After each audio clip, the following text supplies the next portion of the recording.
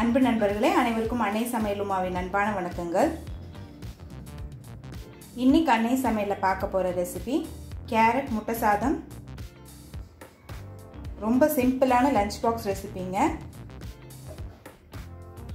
வாங்க கேரட் முட்டை சாதம் எப்படி செய்யறதுன்னு பார்க்கலாம். கடாயில் தேவையான அளவு எண்ணெய், முதல்ல ஒரு பட்டை, ஒரு ஏலக்காய், ஒரு டீஸ்பூன் சீரகம்.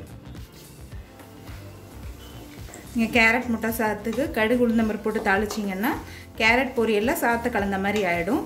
அதனால் கொஞ்சம் வாசனைக்காக பட்டை சீரகம் இதெல்லாம் சேர்க்கணுங்க. அடுத்தது கொஞ்சம் கருவேப்பிலை சேர்த்துக்கலாம்.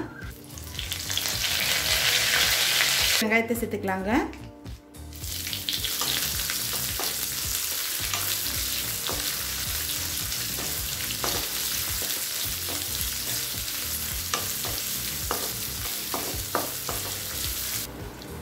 அடுத்து 2 பச்சை மிளகாய் சேர்த்துக்கலாம். 1 டீஸ்பூன் இஞ்சி பூண்டு விழுது,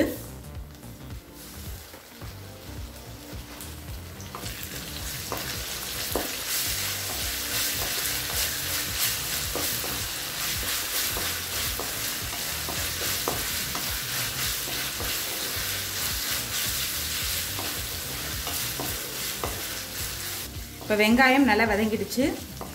அடுத்தது ஒரு கேரட்டை துருவி சேர்த்துக்கலாம்.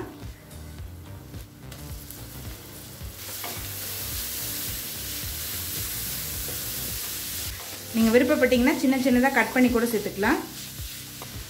தேவையான அளவு உப்பு,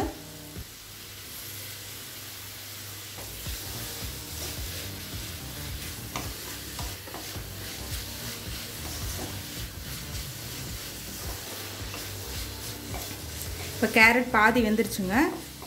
அடுத்தது கொஞ்சம் மஞ்சத்தூள், 2 டீஸ்பூன் மிளகாய்த்தூள்,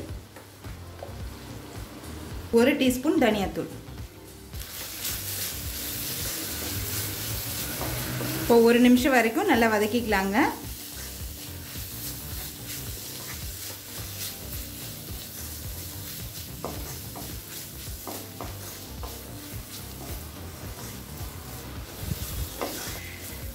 இப்போ மிளகாத்தூள் வாசனை போக 1 நிமிஷம் வரைக்கும் நல்லா வதக்கியாச்சுங்க. இப்போ அடுத்தது 2 முட்டையை சேர்த்துக்கலாங்க.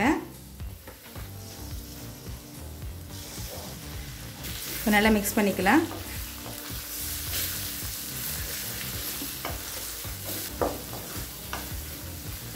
இப்போ முட்டை பார்த்திங்கன்னா நல்லா வெந்துருச்சுங்க.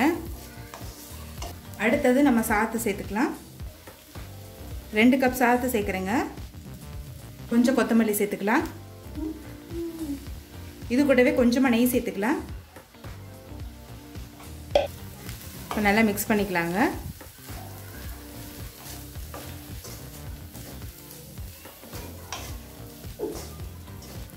ரொம்ப ஈஸியான ஒரு லஞ்ச் பாக்ஸ் ரெசிபிங்க. சாதம் மட்டும் ரெடியாக இருந்ததுன்னா போதும். ஒரு 10 நிமிஷத்துக்குள்ளே இந்த சாதத்தை பண்ணிடலாம் நீங்கள்.